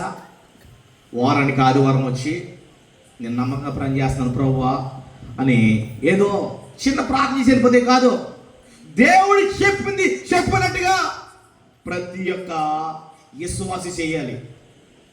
ఆ దేవుడి పని అండి. దేవుడు సేవకులు చేసుకుంటారు, మా పని కాదంటే ఎవరు కుదురుతుంది? మరి నీ పని ఏంటి? వచ్చేసి అలాగ బైబిల్ పట్టుని వచ్చి మళ్ళీ బైబిల్ పట్టుని వెళ్ళిపోతావా? కనీసం దేవుడి పనిలో ఒక బాధ్యత ఉండాలి. మనం దేవుడి సన్నిధిలో ఎందుకు మనం ఎదలపోతున్నాం? ఎక్కడ వేసిన గొంగలి అక్కడే ఉన్నట్టుగా. ఒక విషయం చెప్పమంటారా? ఇజ్రాయేల్ ప్రజల్లో 3 లక్షలు నేర్చుకోవచ్చు. యూదుల్లో నేను దగ్గరుండి ఈ 19 సంవత్సరాల లెక్క సీనియారిటీలో చెప్పే మాట తెలుసా? ఇజ్రాయేల్ ప్రజలు 3 విషయాల్లో ఎప్పుడు కూడా దేవునికి దగ్గరగా ఉంటారు. ఒకటి, ఖాళీగా ఉండరు. ఏంటండి? ఒకటి, ఖాళీగా ఉండరు. 2, ఎవడు కూడా చేసే పనిని బట్టి సిగ్గుపడరు. సిగ్గుపడతారా? మనవాళ్ళు అనుకోండి, నేను దుబాయ్ వెళ్ళాను. దుబాయ్ వెళ్తే ఒకడు బయట సీపర్ బట్టి తుడుస్తున్నాడు, రోడ్డు తుడుస్తున్నాడు. రోడ్డు తుడుస్తూ ఉంటే తెలుగుడు, నేను చూసుకోవాలా, క్యాప్ పెట్టాడు, అంటే డ్యూటీ డ్రెస్ వేసుకుని తుడుస్తూ ఉన్నాడు. నన్ను చూసిన వెంటనే అక్కడ ఏం చేశాడు, సీపర్ పక్కన పడేసి ఫోన్ చూసుకోవడం మొదలు పెట్టాడు. అంటే అర్థం ఏంటి? నేను చూస్తే ఆడు ఫీల్ అవుతాడు అనుకున్నాడు. ఎందుకు ఫీల్ అవుతావు? ఎవడి పని ఆడిది, ఎందుకు ఫీల్ అవుతావు? ఇజ్రాయెల్ BMW కార్లో, బెంజ్ కార్లో, ఆడి కార్లో వచ్చి ఇక్కడ మనం తాగి పడేస్తే వాటర్ బాటిల్లో 30 అవర్స్ ఉంటాయి. సెకిల్ కూడా కాదు, 3 బాటిల్ వేస్తే ఒక సెకిల్. అవి పడైతే కూడా మా యొక్క ఏదో కోల్పోతున్నట్టుగా అవి పట్టుకొచ్చి అక్కడ ఒక మిశ్రమం ఉంటుంది, ఆ మిశ్రమం వేసి 5 సెకిల్ వస్తే 5 సెకిల్, 6 సెకిల్ వస్తే 6 సెకిల్, 2 సెకిల్ వస్తే 2 సెకిల్ కూడా పట్టుకుని వెళ్తూ ఉంటారు. నేను ఆశ్చర్యమైపోయాను. ఏంటి వీళ్ళు? కార్ ఖరీదేమో కొన్ని లక్షలు ఉంటుంది, ఆ తెచ్చి సంపదనేమో 3 సెకిల్స్. మరి మనం ఏం ఉంటాం? మనకి ఎంత గర్వం అంటే, దేవుడు అనేసి వినండి రా అంటే మనం వెళ్ళాం. ఒకటి, యూదుల్లో ఖాళీగా ఉండరు. ఖాళీగా ఉన్నవాళ్ళు కూడా ఇష్టపడరు. వాళ్ళు జూస్ పీపుల్ ఖాళీగా ఉన్నవాళ్ళు ఇష్టపడరు, ఖాళీగా ఉండరు. 2, మరేంటి, ఏ పని చేసినా సిగ్గుపడరు. 3, వాళ్ళ టాలెంట్ని వాళ్ళు అభివృద్ధిపరుచుకుంటారు ప్రతిరోజు. తెలుసు మీకు? వాడికి అప్పుడు కానీ సరే, చిన్నపిల్లడికి కీబోర్డ్ ఇష్టం అనుకోండి, మొత్తం రూమ్ అంతా కీబోర్డ్లు ఉంటాయి. ఒకవేళ ఆడికి ఏదన్నా భుజస్ ఇష్టం అనుకోండి, అలా ఉంటాయి. డ్రైవింగ్ ఇష్టం అనుకో, కార్లు ఉంటాయి. ప్రతిదీ కూడా బిడ్డలకి ఒక మనం ఏం చేస్తాం, మనం ముట్టుకుంటే పడిపోతే ముట్టుకోకంటాం. మనం ఫస్ట్ మనం అడిగేం చేస్తాం సార్, భయపెట్టేస్తాం. కానీ యూదురాలు కాదు. ఈ 3 విషయాల్లో ఎప్పుడు కూడా అలాగే ఉంటారు వాళ్ళు. అందుకే వాళ్ళు ఎవరికి భయపడరు, ఎప్పుడు కూడా ఎవరికి భయపడరు. మానవులు ఎప్పుడు కూడా వారు మొక్కరాళ్ళు. అలా గొప్ప టాలెంట్ అదే. అర్థమైందండి? మరి మన బిడ్డలు కూడా అలా ఉండడానికి మన పని చేసే పనిని మనం ఏం చేయాలి సార్, సంతోషంగా చేయాలి. బాధతో చేయకూడదు. ఏమైనా సరే, ఏ పని అయినా సరే. మరి మనకి అటువంటి నిరీక్షణ కలిగి ఉండాలి అంటే ఖచ్చితంగా భూమి మీద దేవుని కొరకు నమ్మకంగా యథార్థంగా ఆయన పనులు మనం సాగబడాలి. దేవునికి స్తోత్రం. రెండో మాట మత్తయి సువార్త 5వ అధ్యాయం 12వ వచనం. త్వరగా మత్తయి సువార్త 5వ అధ్యాయం 12వ వచనం. సంతోషించి ఆనందించుడి, పరలోకమందు మీ ఫలము అధికమగును. సరిపోతుంది. రెండో మాట ఏంటో తెలుసా, నీ ఫలము. భూమి మీద నేను ఇంత కష్టపడ్డాను, ఇంత ప్రయాసపడ్డాను, నాకు ఫలం ఏంటి అంటే నీ ఫలము పరలోకంలో దాచబడతా ఉంది. అది దాచబడిన ఫలము పొందాలంటే ఈ భూమి మీద మనం ప్రయాసపడాలి. ఈ భూమి మీద నమ్మకంగా దేవుని కొరకు మనం ప్రయాసపడాలి. ఒకసారి పేతురు అడుగుతాడు, ప్రభా మీ సమస్యలు విడిచిపెట్టి నేను వెంబడిస్తున్నాను, మాకు ఉపయోగం ఏంటి అంటే, మీరు 12 గోత్రాల మీద మీరు ఏం చేస్తారో తీర్పు తీర్చేవారికి. సరే, ఫలం ఉంటుందండి. ఏం చేసినా సరే ఫలం ఉంటుంది. అందుకంటాడు కదా, నీ సేవకుడు ప్రేమించి గ్లాసుడు చల్లెలిస్తే ఏంటండి, ఈ గ్లాసుడు యొక్క చల్లెలిస్తే దీని ఫలితమే పరలోకంలో గొప్పదన్నాడు. మరి ఈ యొక్క గ్లాసుడు నీళ్ళకే ఇంత పరలోకంలో ఇంత గొప్ప ఫలితం దక్కుతుంటే ఆయన పని కొరకు మనం త్యాగం చేస్తున్నప్పుడు ఆ ఫలితం పొందుకోలేమా? పొందుకుంటాం. కానీ మనకేంటంటే చేయడానికి కొంతమంది ఏం చేస్తారంటే, ఇది మనకి ఎందుకులే, మనకు వచ్చిన పని ఏంటిదని వెనకాడుతూ తప్పించుకుంటూ ఉంటారు. దేవుని సంగమా, దేవుని పనిలో మనందరం కూడా నమ్మకంగా ఉంటే నీ ఫలము పరలోకంలో అనుభవిస్తావు. భూమి మీద నీకు ఏముండొచ్చు, ఉండకపోవచ్చు. ధనవంతుడైనా ఒకడు అధికారి ఉన్నాడు, అక్కడ పేదవాడు, అక్కడ నాకు లాజరు ఉన్నాడు. ధనవంతుడికి పేరు లేదు, తెలుసా మీకు? ఉందా? పేదవాడికి ఎందుకని? ధనవంతుడికి పేరు ఎందుకు లేదు, పేదవాడికి పేరు ఎందుకు ఉంది? ఎందుకంటే ధనవంతుడిగా అందరూ ఉండడానికి ఇష్టపడతారు. అందుకని అలా ఉండడానికి నేను ఇష్టపడితే అక్కడ నా పేరు పెట్టుకోవచ్చు. పరిశుద్ధ గ్రంథంలో కొన్ని పేర్లు ఉండవు. లోతు భార్య అన్నాడు. లోతుకు పేరు పెట్టినోడు భార్యకు పేరు ఉండదా? ఉంటది. లోతు భార్యలాగా ఎలక్క చూసే తత్వం ఉంటే ఆ పేరు నీదే. అందుకే ధనవంతుడిగా ఉండడానికి అందరూ ఇష్టపడతారు కనుక వాడికి పేరుంది. పేదవాడిగా ఉండడానికి ఎవడు ఇష్టపడడు కనుక వాడికి పేర్లే ఉంది. ఉంటామాను పేదవాడు ఉంటే ఇష్టపడతామా? అందుకే వాడి పేరు ఉంది, అక్కడ పచ్చిగా రాయబడింది లాజరు అని. ధనవంతుడి పేర్లే. కానీ చచ్చిపోయే వరకు బల్ల మీద బల్ల గురించి పడ్డాం, మొక్క కొరకు ఆశపడ్డాడు. కానీ ఈ బల్ల మీద ఉన్న ఒక్క మొక్క తీసుకోవడానికి ఎప్పుడు ఆశపడలేదు. అందుకే అతడు చనిపోయినారు, ఇద్దరు చనిపోయారు. చనిపోయిన తర్వాత ఎక్కడున్నాడు ఆయన ఇతడంటే అబ్రహాము రమ్ముడు అనుకున్నాడు. అది ఫలం. అది మరి మన ఫలం ఏంటి? ఈ రాత్రి ఆలోచించుకోండి. దేవుని సేవకుడు సమాజాన్ని విడిచిపెట్టాడు. దేవుని సేవలో ముందుకు నడుస్తూ ఉంటే మరి మనం ఎందుకని సపోర్ట్గా ఉంటలా? మనం ఎందుకని ఇంకా ఆయనకి సహకారంగా ఉండలేదు? సంగమా, ఈ రాత్రి దేవుని సేవకుడిగా వాస్తవంగా నేను ఇక్కడ రావాల్సి కాదు, తెలుసా మీకు? నేను అసలు ఆయనకి టైం ఇవ్వలేదు. నేను రావడానికి ఖాళీ లేస్తా, నేను రాలేను అన్నాను. కానీ ఆయన చేసిన గొప్ప అమూల్యమైన ప్రేమ నన్ను ఇక్కడ దాకా తీసుకొచ్చింది. ఏంటో తెలుసా, మా బాబుకి 2 days బ్యాక్, అంటే ఈయన ఇజ్రాయెల్ రాకముందు 2 days బ్యాక్ పాలు అయిపోయినాయి. మేము అక్కడ ఇజ్రాయెల్ నుంచే మిల్క్ డబ్బాలు పంపుతాం. ఆడికి ఇక్కడ పాలు పట్టిస్తే ఈ రోజున పట్టుకుంటాయి. అప్పుడు మేము పార్సల్ చేయడానికి ప్రయత్నం చేస్తాం, అవలా. ఈయన్ని మా ఇంటికి జస్ట్ ప్రార్థన చేయడానికి రండి అయ్యగారు అని తీసుకొచ్చినప్పుడు అయ్యగారు వచ్చారు. అయ్యగారు వచ్చినప్పుడు కూడా చాలా బిజీగా ఉన్నాను. నిజంగా అయ్యగారితో కూర్చుని కనీసం ఆయన పేరు నా పేరు అనడానికి కూడా అంత టైం లేక వెళ్ళిపోతే బిజీగా ఉన్నాను. మా మిస్సెస్ అన్నది, అయ్యగారు రేపే ప్రయాణం అయితే ఒక పాలు డబ్బు పట్టుకెళ్ళమన్నాను. ఆ పాలు డబ్బు పట్టుకెళ్ళమంటే అయ్యగారితో అడిగాం. నేను అడగడానికి నాకు చాలా మొక్కడం వచ్చింది. అయినప్పటికీ మా అయ్యగారిని అడిగితే అయిపో పావులు బాబుకంటే పట్టుకేస్తాను. నేను అనుకున్నాను మా బావులు పంపుతాం, ఇంకెలాగా పాలు లేట్ అయింది కదా, మా బావులు పంపుతాం అనుకున్నా. అసలు వాస్తవంగా అయ్యగారు ఇక్కడ నుండి బయలుదేరి రోజు వచ్చారు దాకా నాకు తెలియదు. వెంటనే ఆయన ఎప్పుడైతే మా అబ్బాయి అయ్యగారు వచ్చి పాలు ఇచ్చి చెప్పాడో నాకు ఇంకా అసలు ఎన్ని పనులు ఉన్నా సరే నేను ఖచ్చితంగా ఆయన బర్త్డే రోజు అక్కడికి వెళ్ళాలి నా ఫ్యామిలీతో అని ఒక డిసైడ్ అయ్యి ఆయన చేసిన ఆ ప్రేమకి నేను ఇక్కడికి రావడానికి దేవుడికి స్తోత్రం. మరి నేను ఎవరో తెలియదు ఆయనకి, వాస్తవంగా ఆయనకి ఎవరు నేను తెలీదు. ఒకరోజు జెరూసలేం వెళ్ళడానికి, షాపింగ్ వెళ్ళడానికి నన్ను కుమారరావు దగ్గరికి ఆగేస్తే అక్కడ అయ్యగారు కనిపించాడు. అదే మొక్క చూడటం. మరి అంత ప్రేమ చూపుతున్నాడంటే ఖచ్చితంగా ఆయన యొక్క సేవ మంచి నమ్మకంగా ఉందని నేను గ్రహించి నేనంటనే ఆయనకి సరే సార్ 30వ తారీఖుని నేను ఖచ్చితంగా వస్తాను మీ సంఘానికి అని చెప్పి నా ఫ్యామిలీతో ఈరోజు రావడం దేవుడు కూడా చెప్పాడు. దాన్ని బట్టి ప్రభుత్వం అంత వచ్చి తీస్తామన్నా. మరి వచ్చానంటే ఏదో నేను మామూలుగా ఆయన పొగడానికో మీకు ఏదో 4 బిస్కెట్లు వేయడానికి రాలేదు నేను. అంతేనా? ఏం ఉపయోగం 4 బిస్కెట్లు అయితే? ఏం ఉపయోగం? దేవుడు అంటే తర్వాత లెక్క అడుగుతాడు కదా. నువ్వు పంపుడు ఉద్దేశం అంటే చేసి ఉద్దేశం అడిగినప్పుడు ఏం చెప్పాలి? కనుక మన ఆవిష్యం ఏం చెప్పాను నేను?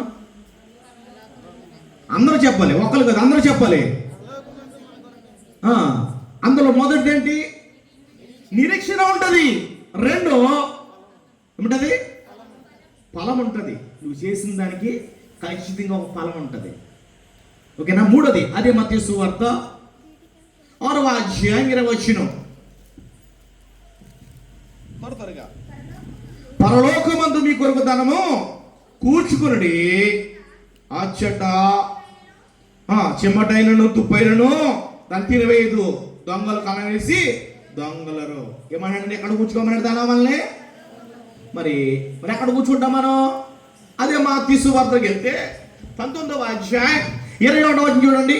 అదే మత్తయి సువార్త 19వ అధ్యాయం 21వ వచనంలో రాయబడి అన్నమాట. అందుకు యేసు నువ్వు కోరినలా పోయి నీ ఆస్తి మీ పేదలకేమో, అప్పుడు పరలోకమందుకు ధనము కలుగును, నువ్వు వచ్చి నన్ను ఎంబడించమని అతనితో చెప్పాను. ఏమన్నాడు? మన ఆస్తి ఎక్కడుంటే, మన డబ్బు ఎక్కడుంటే మన మనసు ఎక్కడ ఉంటుంది చెప్పండమ్మా? అక్కడే ఉంటుంది. ఈ భూమి మీద నువ్వెంతో సంపాదించుకున్నా సరే ఏమీ కూడా నువ్వు తీసుకునలేవు. ఈ సమస్తాలు కూడా నువ్వు విడిచిపెట్టాలి. కానీ ఎక్కడ కూర్చోమంటాడు తెగమల్ని? మరి ఇక్కడుండి అక్కడే సంపాదించుకుంటావు. ఎప్పుడు ఆలోచించారు మీరు? ఈ మాట చదివితే ఎప్పటికైనా సరే ఎలా కూర్చుకుంటావా? ఇప్పుడు మీరు ఇండియాలో ఉన్నారు, ఇజ్రాయెల్ ఆస్తి కూర్చుకుంటారంటే మీ వల్ల అవుతుందా? చెప్పండి అమ్మా. అవును. మరి ఎలా సాధ్యం? దీన్ని అంటారు, ఈ భూమి మీద మన దేవుని కొరకు ఏ మంచి పని చేస్తే సరే, ఒక్క ఆత్మ దేవుని సత్యం వచ్చే సరే అక్కడ నీ ధనం ఉండబడుతుంది. దేవుని కొరకు నువ్వు ఏది విడిచిపెట్టినా సరే అక్కడ నీ ఫలితం ఉంటుంది. సేవకుడు ఆ జాబును విడిచిపెట్టి రిజైన్ చేసి వచ్చాడంటే అది ఖచ్చితంగా పరలోక రాజ్యంలో ఆయన ధనం ఉండదు. మరి మనకే అసలు కానుకు వచ్చేటప్పటికి అన్ని దాంట్లో చిన్న నోటు ఏదో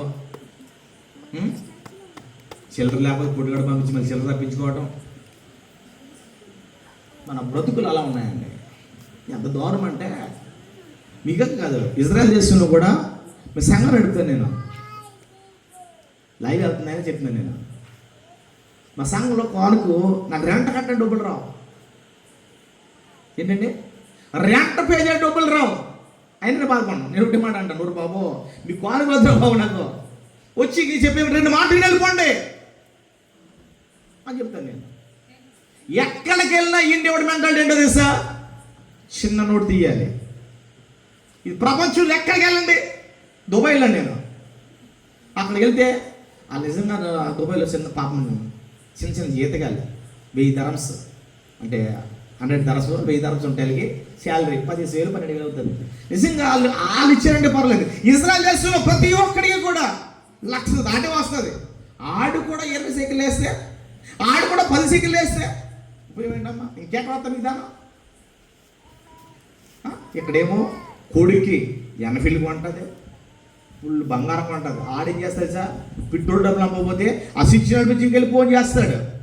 ఎక్కడికి వెళ్ళి స్విచ్ నడిపించి ఒకటి దొరికింది ఈ మధ్యకాలంలో మాకు. అక్కడికి వెళ్ళి ఫోన్ చేసి చచ్చిపోమంటావా డబ్బులు అమ్ముతావా అంటాడు. ఈవిడంతా ప్రయాసపడి కష్టపడి డబ్బు కూర్చుందో తన కొడుక్కి అలా నాశనం అయిపోతా ఉన్నాయి. అందుకే మన ధనము ఎక్కడుండాలో తెలుసా? భూమి మీద కాదు, పరలోకంలో ఉంచుకోవాలి. దానికి ఈ భూమి మీద మన ఖచ్చితంగా ప్రయాసపడాలి. దేవునికి స్తోత్రం. ఏం మాట ఏంటమ్మా? ఒక 4 అన్నారు, 3 అన్నారు.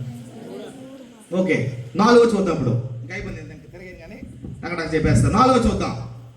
4వది లూకా సువార్త 10వ అధ్యాయం.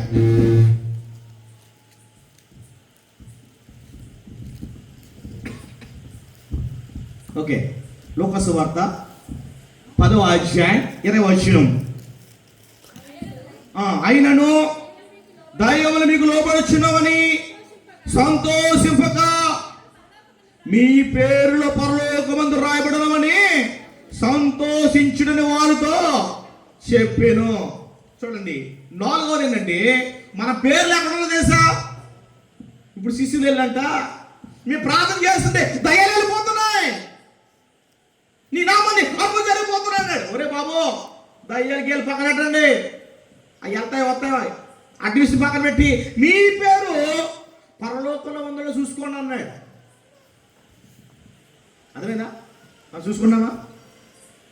మన పేరు ఎక్కడ ఉండాలి? ఇక్కడ ఉంటే ఏమవుతుంది? ఇక్కడ ఏమంటుంది తెలుసా? ఇక్కడ మనకి చాలా అద్భుతంగా పేరున్న వాళ్ళకి పరలోకంలో ఉండదు. తెలుసా మీకు? పెద్ద పెద్ద ప్లాస్టిక్ మీద బ్యానర్ పెట్టిన పేర్లు అలాగని మళ్ళీ నేను ఎవరు ఉద్దేశించలేదండి. దేవుని యొక్క మాట చెప్తా ఉన్నాను. మీ పేరు ఎక్కడ అన్నాడు? పరలోకంలో రాజ్యం వాళ్ళు. దయ్యాలు వెళ్ళిపోయి కదా, రోగాలు పోయి కదా, సంతోషించు కాదు. మీ పేరు ఖచ్చితంగా ఎక్కడ రాయబడాలో తెలుసా? ఈ భూమి మీద కాదు, జీవ గ్రంథంలో పరలోక రాజ్యం మన పేరు రాయబడాలి. దేవునికి స్తోత్రం. 5వ మాట కూడా చూద్దాం. పత్రిక 2వ అధ్యాయం 7వ వచనం. క్షమించండి, 2 కొరింథీ 5:1. 5వ మాట 2 కొరింథీ. భూమి మీద శిథిలమైపోయినను, చూడండి, చేతి పని కాక దేవుని చేత కట్టబడినదియో నిత్యమైనదైన నివాసము పరలోకమందు మీకున్నదని ఎరుగుదుము. ఎక్కడుందండి? ఎక్కడ ఇల్లు లేదండి, మాకు చిన్న గుడిసండి అని బాధపడద్దు. నేను బాధపడిన వాడిని, నేను కన్నింటికి వచ్చిన వాడిని, నేను అంగళం వచ్చిన వాడిని. కానీ ఇక్కడ ఏది కట్టకుండా ఇదేమైపోద్ది? శిథిలమైపోతుంది. కానీ పరలోకంలో దేవుని చేత కట్టబడింది అది ఎప్పటికీ కూడా ఏమైపోద్ది? లయభవనే. అది తరతరాలకి ఎలా ఉంటుంది? అక్కడ ఉండాలంటే మన నివాసం. ఇప్పుడు తల్లిదండ్రులు ఆశయం చేసా, నా బిడ్డకి సరైన ఇల్లు కట్టాలి కదండి. ఎక్కడ? భూమి మీద. నా బిడ్డకి సరైన గృహం కట్టాలి కదండి. అందుకే కష్టపడతానండి. ఎక్కడికి వెళ్ళి? దేవుడి మందిరం మానేస్తే మీరు కట్టావు, తీసుకెళ్తావా? అందుకే స్థిరమైన నివాసం ఎక్కడుందో తెలుసా మనందరికీ? అందుకే మనందరం కూడా ఒక రోజుని ఆయన పోకడని వస్తుంది, ఆయన రాకడం వస్తే మనం పోకడం పోతుంది. అంతేనా? ఈ 2 జరగడం కష్టం. ఈ 2 జరిగిన తర్వాత లోతు వారు ఎందుకని పుస్తకం అయిపోయింది అని తిరిగే, అయ్యి బాబోయ్ నేను పాత మొక్కలు ఏమైపోయి, నేను వేసుకున్న ఆ గుడారం అయిపోయింది అని వెనక దగ్గర చూసిందండి. ఊరంతా కాలిపోతుండే, నీకు అందరూ చచ్చిపోతుండే, నీకెందుకమ్మా ఇవాళ అంతే. ఎక్కడ ఎలా కట్టుకున్నా సరే అన్నిడిచిపెట్టాలి. నీ నిజమైన నివాసం లేదా స్థిరమైన నివాసం ఎక్కడ ఉంటుందో తెలుసా? అది పరలోకంలో ఉంటబడుతుంది. దేవునికి స్తోత్రం. ఏం మాట్లాడి 6వ మాట ఎఫెసీయులకు రాసిన పత్రిక 2వ అధ్యాయం 7వ వచనం. క్రీస్తు యేసునందు మనలను ఆయన కొరకు లేపి, దేవునికి స్తోత్రం.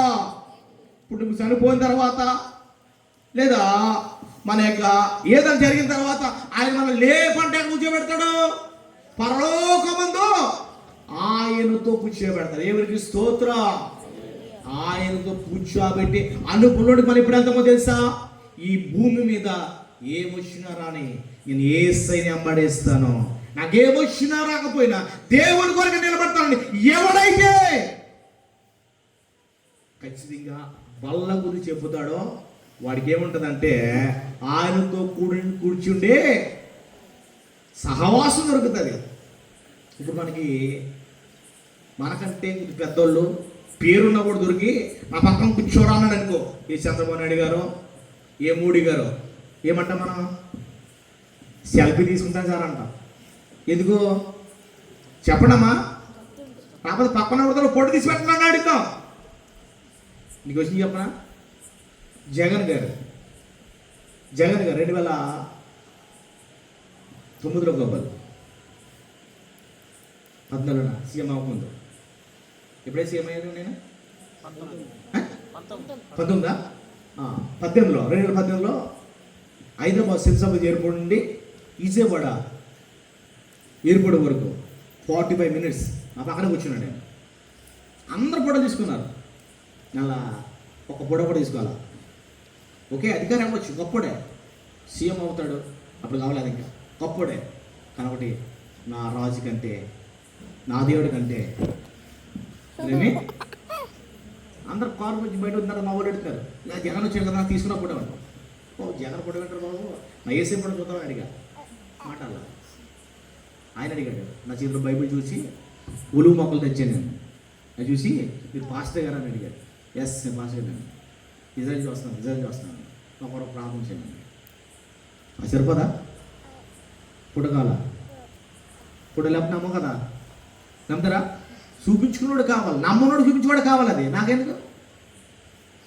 ఆయనతో కూర్చుంటే భాగ్యం, నాకు ఏసైతే ఉండే భాగ్యం ఇచ్చాడు. అంతకంటే గొప్పడే ఉన్నాక ఎన్ని మాటలు అయినాయమ్మా? 6. అక్కడ చెప్పి ముగించుకుందామా? ఓకే, చూద్దాం. ఇప్పుడు పేతురు రాసిన మొదటి పత్రిక 1వ అధ్యాయం 5వ వచనం త్వర చెప్పేస్తున్నాను. బయలుపరచబడుటకు సిద్ధమున రక్షణను మీకు కలిగినట్లు ఈ శ్వాసము ద్వారా దేవుని శక్తి చేత కాపాడబడు మీ కొరకు ఏముందండి?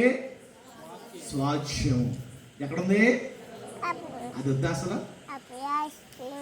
అసలు భూమి మీద మనకు కావాల్సింది ఏంటంటే తెలుసా? నా ధనము, నా సాక్షి ఎక్కడుందో తెలుసా? పరలోకంలో ఉందో చెప్పుకోవాలి. కానీ ఇప్పుడు ఏమన్నా తెలుసా? ఇది ద్వారా అయితే కట్టని వెళ్ళి అది ఇంటికి నా పేరు పెట్టాను చూడు అంటే ఎక్కడ కావాలి? ఇప్పుడు చెప్పండి, మీ శ్వాసం ఎక్కడ ఉంది?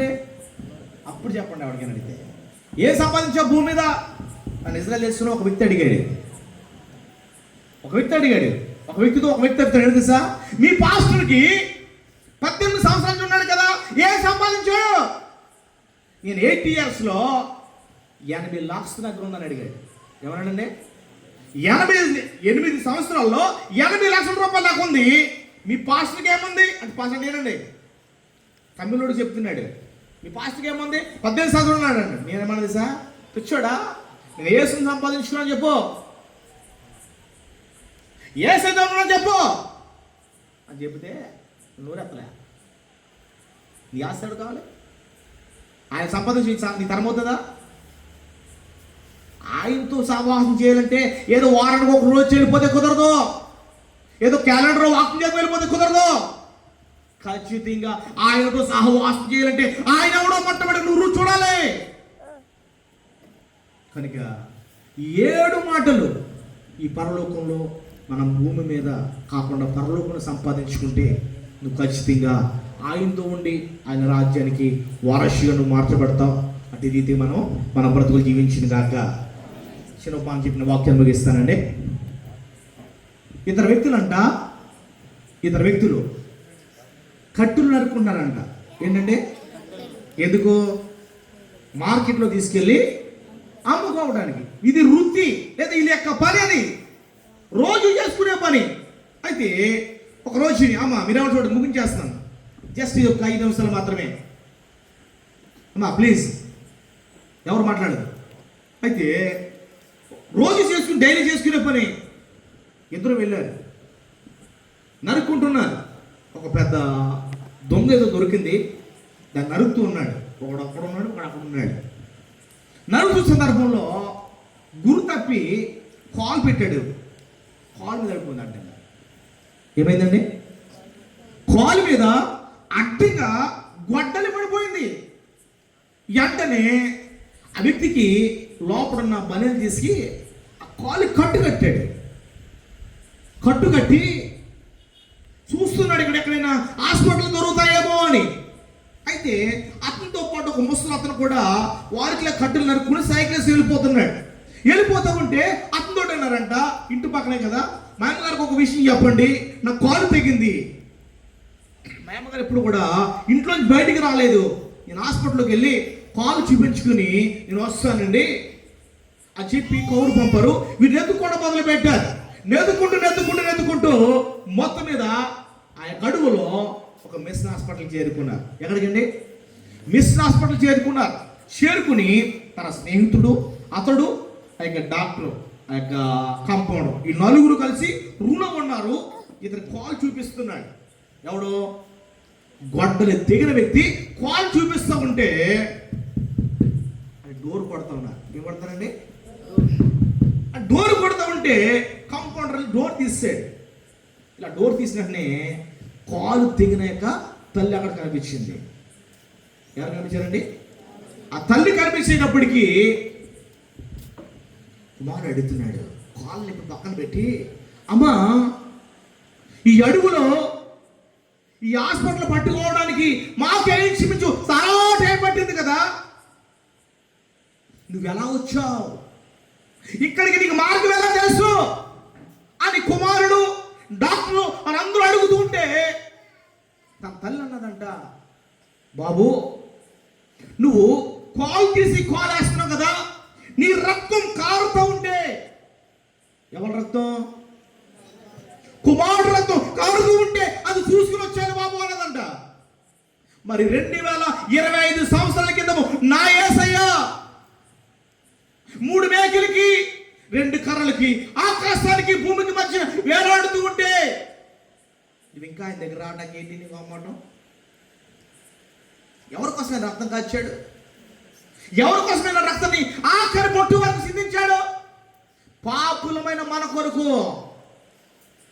ఆ తల్లి ఆ రక్తం చూచి ఆ బిడ్డ దగ్గరకు వచ్చినప్పుడు మనం ఇంకా ఎన్ని ప్రసంగాలు విన్నాం, ఎన్ని మాటలు విన్నాం, ఇంకా మన బ్రతుకుల్లో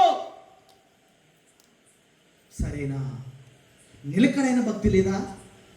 ఈ రాత్రి ఆఖరిగా చెప్తున్నాను, ఇదే ఆఖరి గడి అయితే, ఇదే ఆఖరి మెసేజ్ అయితే నువ్వు ఎక్కడ ఉంటావు? ముగించేస్తున్నాను, నేను చాలా సీరియస్గా చెప్తున్నాను. ఒకవేళ ఇది నాకే ఆఖరి మెసేజ్ అయితే నేను ఎక్కడ ఉంటాను, మీరు ఎక్కడ ఉంటారు? మీ చేతిలో పెడతాను, మీరు డిసైడ్ చేసుకోండి. నువ్వు ఆయనతో ఉండి ఆయన రాజ్యంలో ఉండబడాలంటే కనీసం ఈ రాత్రైనా ఈ అవకాశాన్ని సద్వినియోగం చేసుకోగలిగితే మన బ్రతుకులు మార్చబడతాయి, మన జీవితాలు మార్చబడతాయి. లేదు ఇలాగే ఉంటానంటే ఇంక నేను ఎవరు కాపాడలేను. తర్వాత ప్రభు అని రక్షించన్నా ఎవడు కూడా నేను కాపాడలేను. అయితే చిన్న మాట చెప్పి వాక్యం ముగించేస్తున్నాను. నువ్వు అట్టి స్థితిలోనికి నువ్వు రావాలన్నా, అట్టి దాంట్లో నువ్వు నిలబడాలన్నా దేవుని చెంతకు వచ్చి ఆయన పాదాలు పట్టుకో. దేవుని ఖచ్చితంగా క్షమిస్తాడు. చిన్న ప్రార్థన. మమ్మల్ని మిక్కిలిగా ప్రేమించి మా ప్రియమైన పరలోకపు తండ్రి, నీ నామానికి స్తోత్రాలు తండ్రి. గతించిన ఉదయకాలం అంతని కృప భద్రపాయ ఈ రాత్రి సమయంలో అల్పుడును అయోగ్యుడును నేను నీ పక్షిగా నిలబడినప్పుడు మీరు నాకు బోరుగా వాడుకున్నారు. నా నోటి నోరైనారు. నాతో నువ్వు ఎందరితో కూడా మీరు మాట్లాడారయ్యా. పరలోక రాజ్యంలో మీ కొరకు ఏమి చిత్తబడినవి అని 7 మాటలు మీరు మాకు తెలియపరిచారు.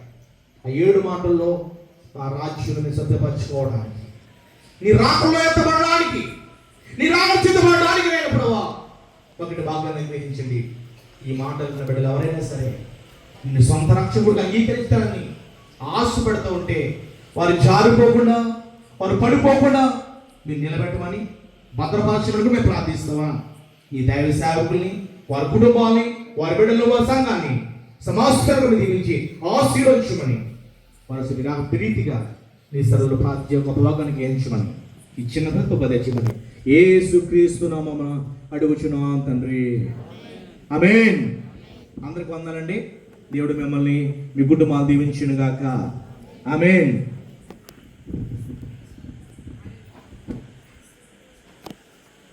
సమయంలో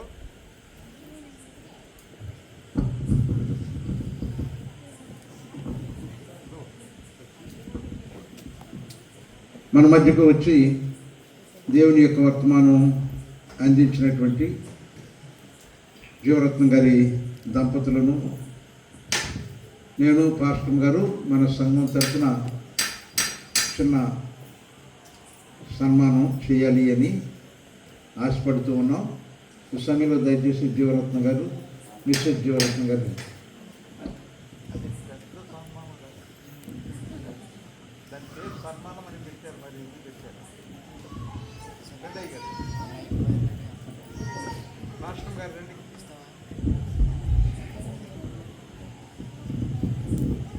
ఇంకా కొద్ది నిమిషాల్లోనే త్వరగా ముగించుకుందాం.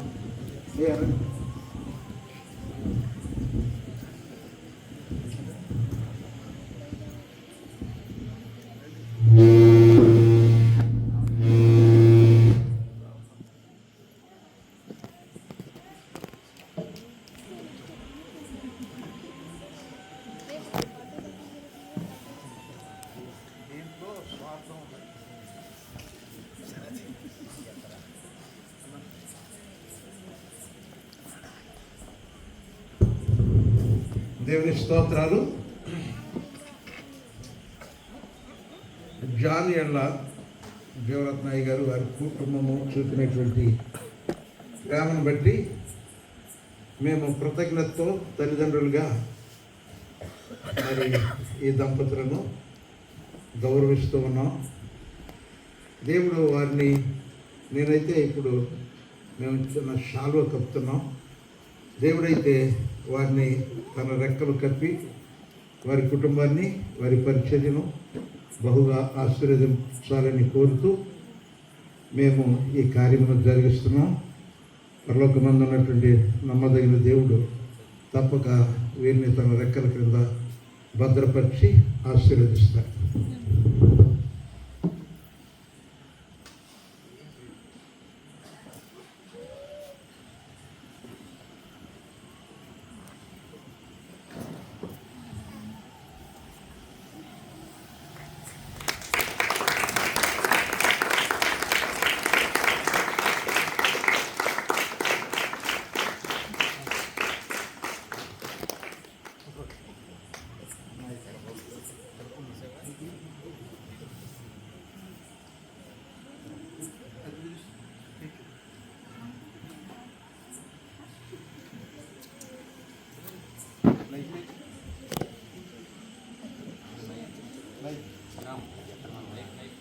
అమ్మ కూర్చోండి. ఈ సమయంలో మరి ప్రభు మాకు అనుగ్రహించినటువంటి 3వ సంతానం తుఫాను తర్వాత దేవుడిచ్చాడు. తుఫానుకు ముందు ఇద్దరు, తుఫాను తర్వాత ఇద్దరు. 78వ సంవత్సరంలో దేవుడు జాన్ విక్రమ్ను మాకు కుమారుడిగా అనుగ్రహించాడు. ఇప్పటికి 47 సంవత్సరాలు గడిచి 48వ సంవత్సరంలో ప్రవేశించాడు. కేక్ సిద్ధపరచబడి ఉన్నది. కేకుల గురించి, జాన్ వారి కుటుంబం గురించి జీవరత్నయ్య గారు ప్రార్థన చేస్తారు. వల్లి, రఘుని, లేవి రండి.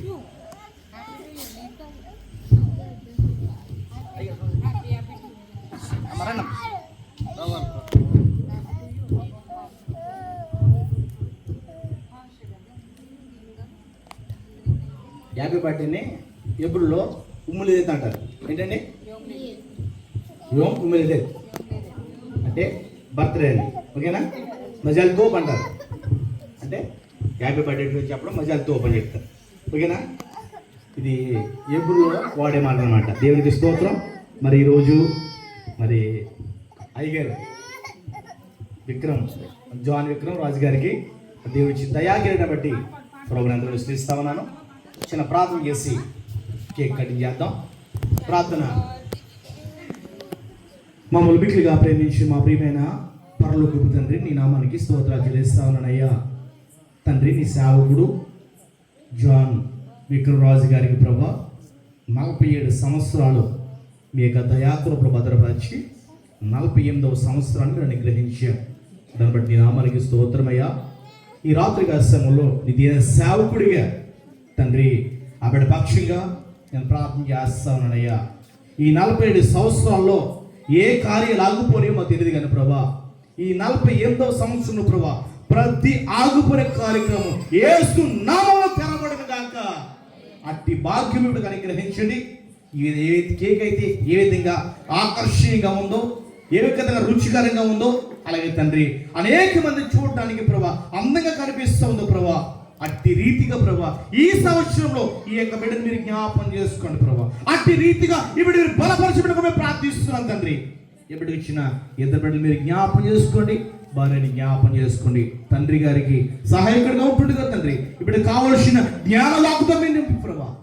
ఇంకా ప్రభా అనేక చోట్ల అనేకమైన చోట్ల ప్రభా నీ బలమైన ఒక పాత్రగా ఈ సంవత్సరంలో వాడుకొని ప్రార్థిస్తూ ఉన్నాను తండ్రి.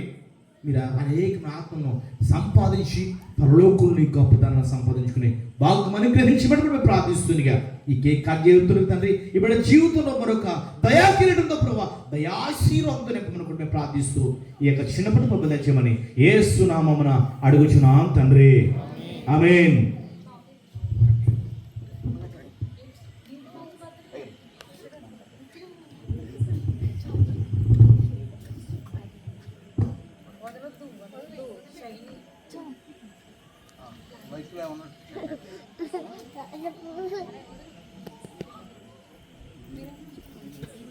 మైక్స్ తీసుకుని పాట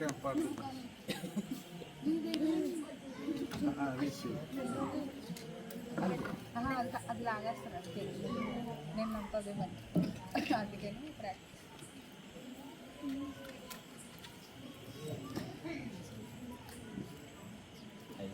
చెప్పండి కొట్టాలి.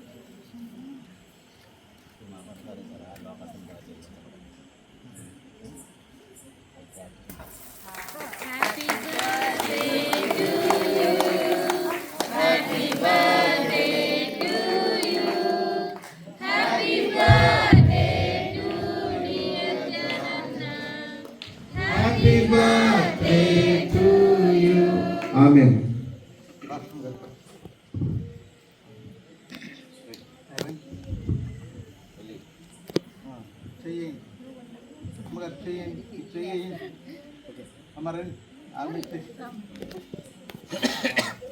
తండ్రి కుమార పరిశుద్ధాత్మ నామన జాన్ 48వ బర్త్డేకి కట్ చేస్తున్నాం.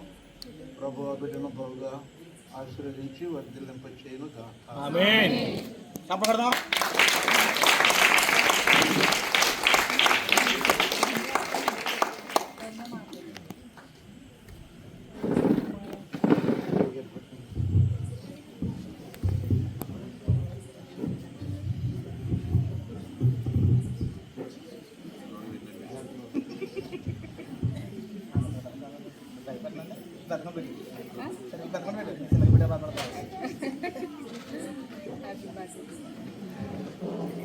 డాడీకమ్మా నువ్వు పెడతావా నువ్వు పెడతావా